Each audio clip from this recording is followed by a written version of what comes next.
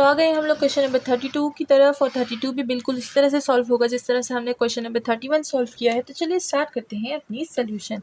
Integral test apply करेंगे तो हमारे पास जो यहाँ पर लिमिट है वो 3 to इन्फिनिटी हो जाएगी, एंड यहाँ पर हमारे पास क्या हो जाएगा 1 एंड n-1, यहाँ पर 2a एंड n+1।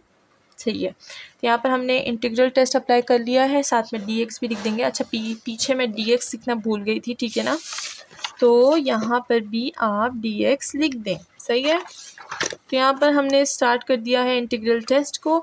जैसे कि हमें पता है नीचे फंक्शन है ऊपर उसका डेरिवेटिव है, नीचे फंक्शन है ऊपर उसका डेरिवेटिव है, तो हम लोग नेचुरल लॉग और फंक्शन को यूज़ कर लेंगे।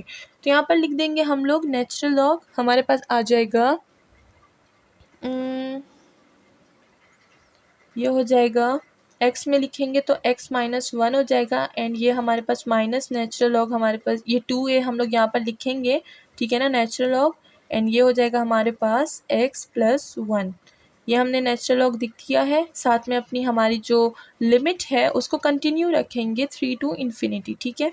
ये 2a है क्योंकि हमें एक ही वैल्यू फाइंड करनी है ना, तो हम लोग इसको डिवीजन फॉर्म में लिख सकते हैं, बिल्कुल लिख सकते हैं। तो यहाँ पर हम लोग लिख देंगे नेचुरल लॉग, एंड यहाँ पर हम लोग लिख देंगे x-1 डिवाइड बाय ये जो 2a है ये पावर में चला जाएगा, तो ये क्या हो जाएगा x+1 एंड 2a।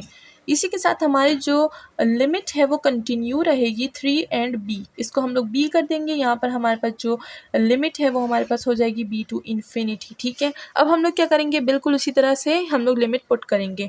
तो चलिए यहाँ पर लिमिट पुट करते हैं। हमारे पास क्या आ जाएगा, हमारे पास आ जाएगा limit b goes to infinity.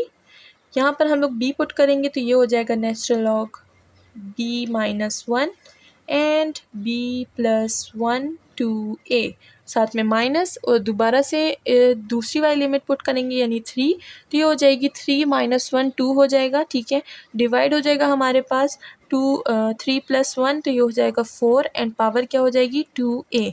अब हम लोग देखते हैं कि जब हमने b को पुट किया यानी इन्फिनिटी को पुट किया तो हमारे पास क्या आया, हमारे पास आया डाइवर्ज, और जब हम लोग 3 पुट करेंगे तो हमारे पास कन्वर्ज वैल्यू आएगी, ठीक है ना। तो यहाँ पर हम लोग क्या कर देते हैं, यहाँ पर स्टेटमेंट लिख देते हैं।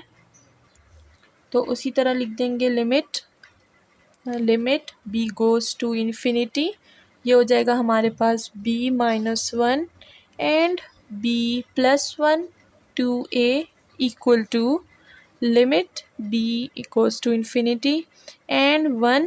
ये जो 2a है हम लोग नीचे इसकी वैल्यू को उतार देंगे तो 2a हो जाएगा, एंड यहाँ पर हमारे पास क्या रह जाएगा b+1 एंड 2a-1। जब एक वैल्यू पावर नीचे हम नीचे उतारते हैं तो -1 लिखते हैं, तो हमने यहाँ पर -1 लिख दिया।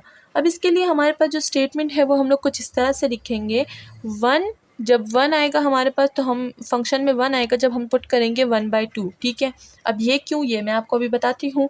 एंड जब इन्फिनिटी हमारे पास फंक्शन में तब आएगी जब हम लोग a को ग्रेटर देन 1/2 पुट करेंगे।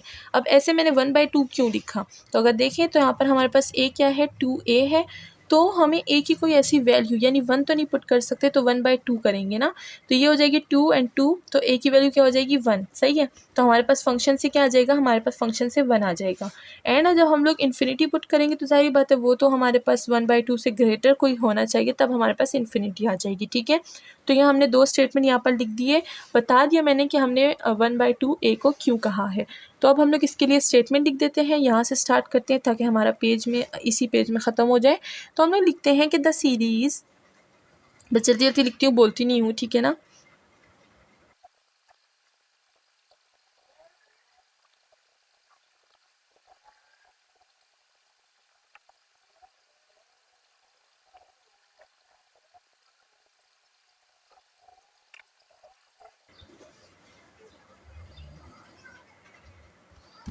तो इस तरह से हमने ये स्टेटमेंट लिख दी है, बिल्कुल उसी की तरह स्टेटमेंट है जिस तरह हमने क्वेश्चन नंबर 31 में लिखी थी, और इसी के साथ हमारा ये जो क्वेश्चन है ये पूरा हो जाता है। अब हम लोग नेक्स्ट वीडियो में मिलते हैं नेक्स्ट क्वेश्चन के साथ। अपना ख्याल रखिएगा और चैनल को लाइक सब्सक्राइब शेयर करना ना भूलिएगा। Thank you so much.